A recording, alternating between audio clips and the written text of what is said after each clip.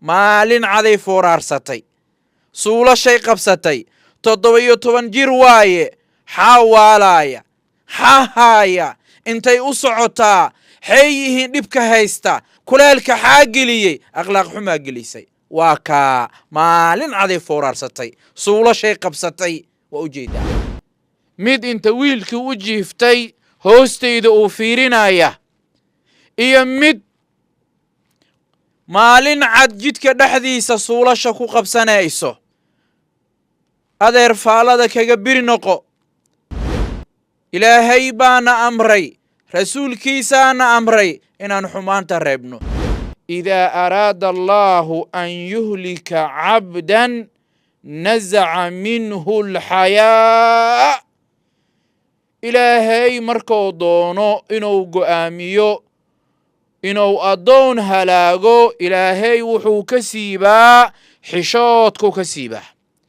nebigu sala allahu calayhi wasalam wuxuu nagu booriyey xishoodka alxayaa'u laa ya'tii ilaa bikhayrin xishoodku wuxuu keenaa khayr iyo barako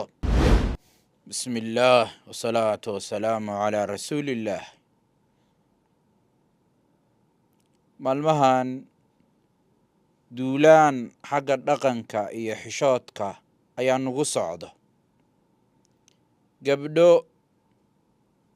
waalidkii dhalay ay magaalada ku soo fasaxeen ay aad moodo in loo soo dhiibay mashruuc gabdhaha Soomaaliyeed ee 100% muslimka lagu halaynayo ayaa gobolkan Banaadir ku batay gabadha da'daydu waa 17 jir meelaha anigu aabba ayaan ahay waalid baan ahay quruxda gabadha muslimadda ayaan garanayaa waa markii ay gutaan hooyada iyo aabbaha dhalay gabadha tacliim iyo waxbarasho iyo kitaabkii ilaahay lagu ilaaliyo oo la edbo maalin cad waaye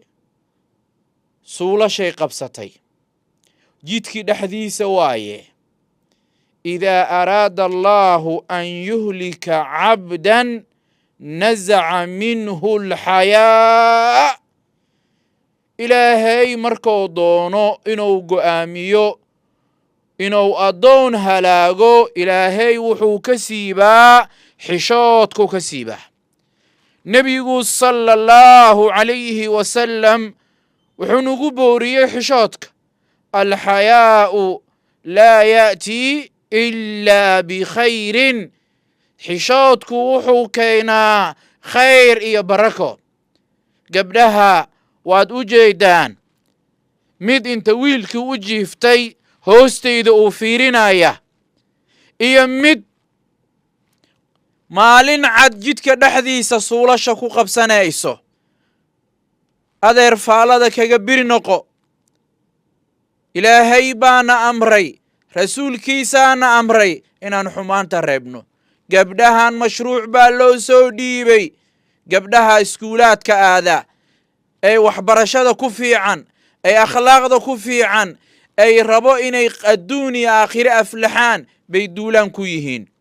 maalin caday fooraarsatay suulashay qabsatay 17 jir waaye xaa waalaaya